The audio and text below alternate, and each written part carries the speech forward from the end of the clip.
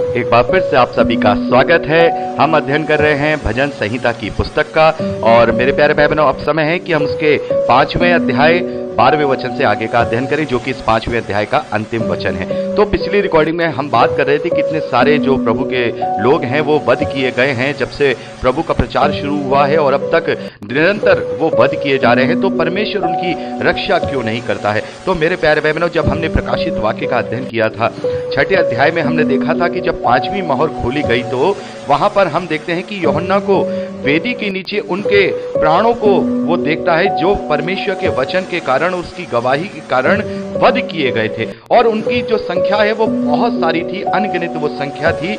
और हम देखते हैं कि वो लोग वहां पर दुहाई देते हैं परमेश्वर से कि हे स्वामी, हे पवित्र और सत्य, तू कब तक न्याय ना करेगा और पृथ्वी के रहने वालों से हमारे लहू का बदला कब तक ना लेगा? उनमें से हर एक को श्वेत वस्त्र दिया गया और उनसे कहा गया, और थोड़ी देर तक विश्राम करो, जब तक तुम्हारे संगी दास और भाई जो तुम्हारे सामान वध होने वाले हैं उनकी गिनती पूरी ना हो ले। तो मेरे प्यारे भाई बहनों, हम देखते हैं कि परमेश्वर जानता है उन वध होने वालों की गिनती को। तो यहां पर हम देखते हैं कि जो वध होने वाले, जो परमेश्वर के वचन, उसके प्रचार के लिए वध होने वाले हैं, उनके लिए क्या कहा गया है? मेरे प्यारे भाई बहनों, जब हम देखते हैं जो स्मुरना की जो कलीसिया है, उसके लिए जब हम जो संदेश है वहां पर देखते हैं कि प्राण देने तक, हम देखते हैं वहां, प्राण देने तक तू विश्वासी रहे, प्राण देने तक तू विश्वासी रहे और मैं तुझे जीवन का मुकुट दूंगा। यहां पर हम देखते हैं कि और 10 दिन और तक तुझे क्लेश उठाना होगा, प्राण देने तक विश्वासी रहे तो मैं तुझे जीवन का मुकुट दूंगा। तो मेरे प्यारे भाई बहनों, हम देखते हैं कि जो वध किए हुए लोग हैं, जो परमेश्वर के रास्ते के लिए वध किए हुए हैं, और उन्होंने अपने हियाब से, अपनी हिम्मत से अपने प्राणों तक को निछावर कर दिया है, तो उनके लिए एक स्पेशल प्रतिफल रखा गया है, उन्हें जीवन का मुकुट दिया जाएगा। और हम देखते हैं कि जब जो शैतान है उसे 1000 साल के लिए बंदी बना दिया जाएगा, और जब पहला पुनरुत्थान होगा, प्रभु यीशु मसीह जब 1000 साल के लिए इस धरती पर फिजिकल रूप से राज्य करेंगे अपने स्वर्गीय देहों के साथ, तब वो लोग जो प्रभु के लिए वध किए गए हैं वो उसके साथ राज्य करेंगे। तो इतना बड़ा प्रतिफल परमेश्वर ने उनके लिए रखा है। और परमेश्वर की दृष्टि में इस धरती की मृत्यु या इस धरती का जीवन उसके लिए कोई मायने नहीं रखता है। हाँ, इजरायलियों का जीवन उसके लिए मायने रखता था, हम इसके विषय में हम बहुत बार बात कर चुके हैं, क्योंकि परमेश्वर को उनसे प्रायोजन था, जब तक कि वो अपनी योजना के अनुसार अपने पुत्र को इस धरती पर ना देधारी कर दे, तब तक उनके प्राणों की रक्षा करना उनके लिए, परमेश्वर के लिए जरूरी था। लेकिन अगर हम मसीह विश्वासियों के वो प्राणों की रक्षा करेगा तो फिर उनसे उस प्रतिफल को वो छीन लेगा। तो परमेश्वर नहीं चाहेगा कि मैं किसी भी विश्वासी के उस प्रतिफल को छीन लूं जो मैंने उसके लिए ठहराया है, कि वो 1000 साल के राज्य में अपने उद्धारकर्ता प्रभु यीशु मसीह के साथ राज्य करेगा, उसके साथ वो सिंहासन में बैठेगा, उसे जीवन का मुकुट दिया जाएगा, उसे श्वेत वस्त्र पहनाए जाएंगे। क्योंकि यहाँ का प्रतिफल कुछ नहीं है। मान लीजिए अगर हमारी जान बच भी जाएगी तो उससे क्या लाभ होगा? लाभ तो तब होगा जब हम अपने प्राणों को क्या कर देंगे? परमेश्वर के लिए न्यौछावर कर देंगे। मेरे प्यारे भाई बहनों, प्रभु यीशु मसीह कहते हैं कि जो अपने प्राण खोएगा वो प्राण पाएगा, जो अपने प्राण खोएगा वो अपने प्राण पाएगा, और जो अपने प्राण बचाएगा वो अपने प्राण खोएगा। तो मसीही विश्वासियों को इसीलिए परमेश्वर ने उस प्राण की रक्षा नहीं करते जो प्राण जाना ही जाना है। आज परमेश्वर उनकी रक्षा कर लेगा और उन्हें प्राणों से बचा लेगा, तो एक समय जो निश्चित है 80-90 साल, उनको फिर मृत्यु आएगी। तो परमेश्वर तो चाहता है कि ये अपने जीवन में इस मृत्यु को पार करके अनंत जीवन में प्रवेश करे। तो परमेश्वर इसलिए इस प्रकार की रक्षा नहीं करता। हाँ, रक्षा भी करता है जहां पर परमेश्वर को प्रायोजन होता है। हम देखते हैं स्टीफन जो कि जवान था, सबसे पहला वध हम देखते हैं जो मसीही विश्वासियों में प्रभु यीशु मसीह के बाद जो वध किया गया है वो स्टीफन का किया गया है। प्रेरितों के कार्य 7वें अध्याय में देखते हैं कि उसको सरे राह चौराहे पे पथरवा करके यहूदियों ने मार दिया, और वो मरते समय, वध होते समय क्या कह रहा था? वो कह रहा था कि मैं स्वर्ग का दरवाजा खुला हुआ देख रहा हूं और प्रभु को वहां खड़े हुए देख रहा हूं अपने पिता के दाहिनी ओर। तो मेरे प्यारे भाई बहनों, ये वो मुकाम है जो वध होने वालों को, अपने प्राणों को न्यौछावर करने वालों को दिया जाएगा। तो परमेश्वर उनका प्रतिफल कभी भी नहीं चाहता कि इनका प्रतिफल खो जाए। ये मेरे लिए प्राण देना चाहते हैं और मैं इनको इस तरीके से बचा लूं। हाँ, यदि वो अपने मन से कह रहे हैं परमेश्वर बचा ले या इस प्रकार की प्रार्थना कर रहे हैं, तो परमेश्वर उनकी सुनता भी है, उनकी रक्षा भी करता है। लेकिन हम देखते हैं जो प्रभु के सच्चे दास होते हैं वो अपने प्राणों की रक्षा के लिए प्रार्थना नहीं करते। स्टीफन ने अपने प्राणों की रक्षा के लिए प्रार्थना नहीं की है। हम इस बात को प्रेरितों के कार्य 7वें अध्याय में पढ़ते हैं। उसने प्राणों की रक्षा के लिए प्रार्थना नहीं की है, बल्कि उसने स्वर्ग में दरवाजा खुला हुआ देखा है जिसमें प्रभु यीशु मसीह खड़ा हुआ उसे दिखाई दे रहा है। तो मेरे प्यारे भाई बहनों, ऐसे हैं मसीही विश्वासी जो अपने प्राणों को न्यौछावर करके दूसरों के प्राणों को उद्धार के लिए प्रेरित करते हैं, दूसरे के प्राणों को बचाना चाहते हैं। बहुत सारे ऐसे हम उदाहरण देख सकते हैं कि जिन्हें जो प्रभु के दास होते हैं वो उन लोगों को जानते तक नहीं है, उनके बीच में खतरनाक लोगों के बीच में जाकर के प्रचार करते हैं, ये सोच करके ना जाने कौन सी आत्मा प्रभु के खतने में जमा कर दी जाए। वो अपने प्राणों का भी क्या करते हैं, प्राणों का भी परवाह नहीं करते और वहां पर जाकर के प्रचार करते हैं, क्योंकि प्रभु का प्रचार समस्त दुनिया में कोने कोने में फैलाया जाना अवश्य है। तो यही कारण है कि प्रभु इस प्रकार से कभी कभी ऐसे दासों का, कभी कभी ऐसे प्रभु के लोगों का इस तरीके से रक्षा नहीं करता है, क्योंकि वो उनका प्रतिफल उनसे खोने देना नहीं चाहता या उनसे छीनना नहीं चाहता है। इस 5वें अध्याय के आखिरी 12वें वचन में लिखा है, क्योंकि तू धर्मी को आशीष देगा, हे यहोवा तू उसको अपनी अनुग्रह रूपी ढाल से घेरे रहेगा।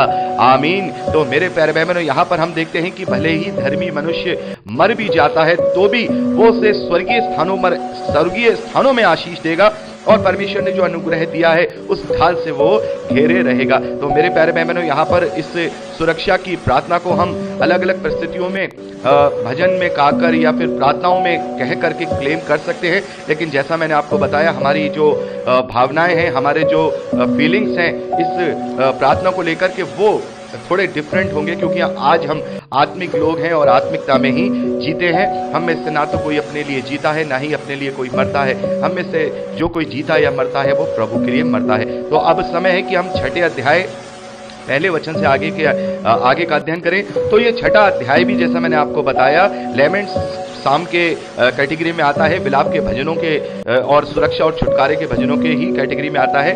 यहाँ पर संकट के समय में दया के लिए प्रार्थना का भजन है। संकट के समय में बहुत सारे संकट होते हैं मेरे प्यारे भाई बहनों, हमारे जीवन में तकलीफें, संकट, क्लेश।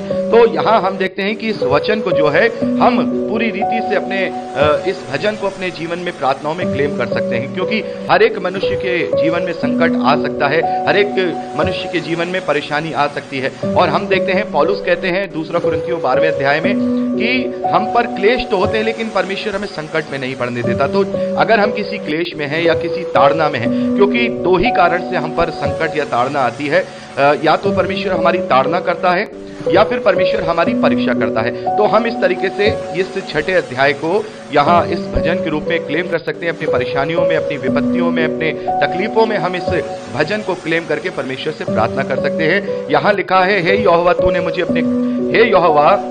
तू मुझे अपने क्रोध में ना डांट और ना झुंझलाहट में मुझे ताड़ना दे। हे यहोवा मुझ पर अनुग्रह कर, क्योंकि मैं कुमला गया हूँ। हे यहोवा मुझे चंगा कर, क्योंकि मेरी हड्डियों में बेचैनी है। तो मेरे प्यारे भाई बहनों, यहाँ पर सबसे पहले जब संकट का समय है तो दाऊद इस बात को जानता है कि परमेश्वर ताड़ना के रूप में भी संकट में पड़ने देता है, ताड़ना के रूप में भी विपत्ति देता है। तो सबसे पहले तो यहाँ दाऊद ने इस बात का ही आह्वान किया, इस बात को ही कहा है परमेश्वर से कि परमेश्वर अपने क्रोध में मुझे मत डांट, अपनी झुंझलाहट में मुझे ताड़ना ना झुंझलाहट में मुझे ताड़ना दे। जो ताड़ना तूने मुझे दी है ये मुझसे वापस ले ले। और मैं हमेशा कहता हूं कि जब कोई तकलीफ, जब कोई परेशानी या जब कोई विपत्ति मसीही विश्वासियों में जो विश्वास में दृढ़ होकर के विश्वास में चल रहे हैं, यदि उन पर आती है तो सबसे पहले वो इस बात को जांच लें कि उनके जीवन में कोई ऐसा कार्य तो नहीं हुआ है जो परमेश्वर के विरोध में, क्योंकि जाने अनजाने हमसे बहुत सारी गलतियां हो जाती हैं और परमेश्वर चाहता है कि हम उस गलती को प्रायश्चित करके अपने जीवन से दूर करें और उन बातों को अपने जीवन से निकाल दे। तब वो हमें ताड़ना देता है, विपत्ति देता है, समझाने की कोशिश करता है, एक पिता के समान, जैसे एक पिता अपने पुत्र को ताड़ना देता है। तो सबसे पहले यह प्रार्थना का बिल्कुल सही पैटर्न है कि जब हम विपत्तियों के लिए या परेशानियों के लिए प्रार्थना करें तो सबसे पहले यही प्रार्थना करें कि हे परमेश्वर, यदि तेरा क्रोध या तेरी ताड़ना मुझ पर है तो तू मुझे उस ताड़ना के विषय में बता कि मैंने क्या गलती की है, और यदि मैंने कोई गलती की है तो उससे मुझे तू क्षमा कर, मैं प्रायश्चित करता हूं और तू मुझे इससे छोड़ा वाले। आगे लिखा है कि हे यहोवा मुझे चंगा कर। मेरे प्यारे भाई बहनों, यहाँ पर क्या लिखा है? हे यहोवा मुझको चंगा कर, क्योंकि मेरी हड्डियों में बेचैनी है। तो बहुत बार होता है कि बहुत सारे लोग बीमारियों में भी इसको प्रार्थना में क्लेम करते हैं, लेकिन ये बीमारी के लिए प्रार्थना का भजन नहीं है। ये संकट में दया का भजन है, जो परमेश्वर से दया की प्रार्थना की जा रही है कि परमेश्वर तू हम पर दया कर, कि अब तू हमें इस ताड़ना में या इस परीक्षा में न डाल, हमें तू इसमें से निकाल। तो यहाँ हे यहोवा मुझे चंगा कर का मतलब यह है कि आत्मिक रूप से जो जैसा कि अभी मैंने एक प्रचार किया था, उसमें मैंने बताया था कि जो आत्मिक बीमारी होती है उसमें सबसे बड़ी बीमारी होती है आत्मिक घाव की। जो स्पिरिचुअल वॉन्ड होता है, हमारे जैसे शरीर में घाव होता है वैसे आत्मा में भी घाव होता है। ये तब होता है जब हम अपने विश्वास में डगमगाने लगते हैं। तो यहाँ उसी के विषय में कहा जा रहा है कि जो विपत्तियों से मेरा आत्मा जो छलनी हो रहा है उससे चंगा कर, मुझे आत्मिक रूप से चंगा कर, क्योंकि मेरी हड्डियों में बेचैनी है। यानी मेरे आत्मा में, मेरे शरीर में इस प्रकार की बेचैनी है कि ये ताड़ना जो मुझ पे हो रही है ये मुझसे दूर होनी चाहिए। आगे लिखा है मेरा प्राण भी बहुत खेदित है, पर तू हे यहोवा कब तक लौट आ। हे यहोवा मेरे प्राण बचा, अपनी करुणा के निमित्त मेरा उद्धार कर, क्योंकि मृत्यु के बाद तेरा स्मरण नहीं होता, अधोलोक में कौन तेरा धन्यवाद करेगा। मेरे प्यारे भाई बहनों, इस वचन का मैंने कई बार प्रचार करते समय इसका क्लेम किया है, लोगों को बताया है कि हम जब तक जीवित रहेंगे जब तक उसको हम धन्यवाद कर सकते हैं, या फिर हम अपने गुनाहों की माफी मांग सकते हैं, अपना प्रायश्चित कर सकते हैं। इसीलिए पिछली बार जब हम भजन संहिता के 4थे अध्याय का जब हमने अध्ययन किया, तब मैंने वहां पर बात की कि शाम को जब सोने के समय पर जब हम अपने बिछौने पर जाएं तो अपने मन को शुद्ध कर लें, अपने मन को शुद्ध कर लें, क्योंकि ना जाने वो हमारी आखिरी सांस हो। क्योंकि मरने के बाद प्रायश्चित नहीं होगा, ना ही मरने के बाद कोई धन्यवादी अर्पित होगी, ना ही मरने के बाद कोई प्रायश्चित अर्पित होगा। जो भी हमारा लेखा जोखा है, जो भी हमारा मार्कशीट है, वो इस धरती पर आखिरी सांस तक ही है, और उसी के अनुसार हमें प्रतिफल दिया जाएगा। तो मेरे प्यारे भाई बहनों, यहाँ पर हम देखते हैं कि दाऊद कह रहे हैं कि लौट आ परमेश्वर, लौट आ हे यहोवा। यानी कि जब परमेश्वर ताड़ना करता है तो क्या करता है, अपना थोड़ी देर के लिए अपना हाथ उठा लेता है, और हाथ उठाने पर वो विपत्ति हम पर हावी होने लगती है। तो यहाँ दाऊद इसी बात की प्रार्थना कर रहे हैं कि हे परमेश्वर यहोवा, लौट अपना हाथ मुझ पर वापस रख दे, क्योंकि अगर मैं इस विपत्ति में मर गया तो फिर मैं कैसे तेरा धन्यवाद करूंगा, क्योंकि मृत्यु के बाद तेरा कोई स्मरण नहीं होता, अधोलोक में कौन तेरा धन्यवाद करता है। क्योंकि देखिए एक चीज और है, अधोलोक के विषय में भी हम अच्छे से बात करेंगे कि अधोलोक आखिर क्या है। अभी कई बार अधोलोक के विषय में यहाँ भजन संहिता में बातें आएंगी, तब हम सही समय पर अधोलोक के विषय में अच्छी तरह से बात करेंगे कि अधोलोक आखिर है क्या, और अधोलोक में क्या होता है, जो धर्मी जन, विश्वासी जन होते हैं उनके साथ क्या होता है, और जो दोषी ठहराए जा चुके हैं उनके साथ क्या होता है। तो यहाँ पर 5वें वचन में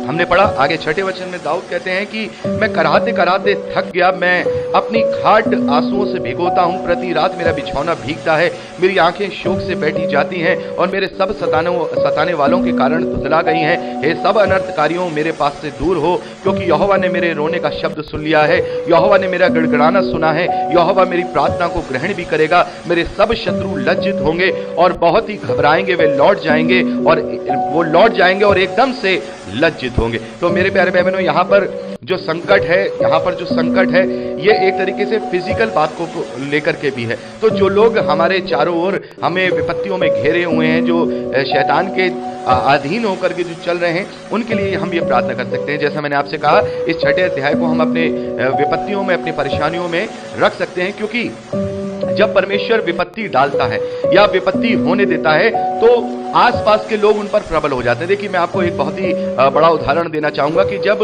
इजरायलियों ने परमेश्वर का विरोध किया और परमेश्वर के विरोध में वो हो गए, तब परमेश्वर ने क्या किया, अपना हाथ ऊपर उठा लिया, और अड़ोस पड़ोस के जो राजा थे वो उन पर प्रबल हो गए। तो परमेश्वर उनको क्या कर रहा है, दंड नहीं दे रहा है, बल्कि परमेश्वर उनको दंड, जो दूसरे लोग उनके ऊपर अनर्थ कर रहे हैं, वो होने दे रहा है। आपको समझना होगा, जब कोई हमारे ऊपर हावी होने लगता है तब परमेश्वर उसको छोड़ देता है कि मेरे ये दास पर या मेरे विश्वासी पर ये हावी हो, क्योंकि परमेश्वर चाहता है कि वो उससे पुकारे और अपनी ताड़ना को और अपनी परीक्षा को पहचाने कि यदि मेरी परीक्षा हो रही है तो मैं परमेश्वर से अपने लिए दृढ़ विश्वास को मांगूं, धीरज को मांगूं, और यदि मेरी ताड़ना हो रही है तो अपनी उस गलती की प्रायश्चित करके परमेश्वर से क्षमा मांगूं और अपने जीवन में उसको कभी न दोहराऊं। तो परमेश्वर क्या करता है, दूसरे लोगों को उभार देता है, दूसरे लोगों को करने देता है कि वो अच्छे लोगों पर गलत काम करते रहें, ताकि प्रभु का जो प्रायोजन है, प्रभु की जो युक्ति है, वो उस मनुष्य के जीवन से पूरी होने पाए। तो मेरे प्यारे भाई बहनों, यहाँ पर हमने छठे अध्याय को भी अध्ययन कंप्लीट किया है। अब हम 7वें अध्याय